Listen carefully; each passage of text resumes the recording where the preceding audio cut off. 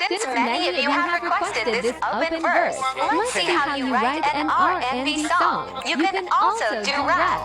Are you ready? Opo. Go! Iisa ang aking dala, pati ngipin ko nag-iisa na lang talaga. Gusto mo ba samahan dito sa tarantulahan? Sa bundok, sa abot, langit, mata at ayuan.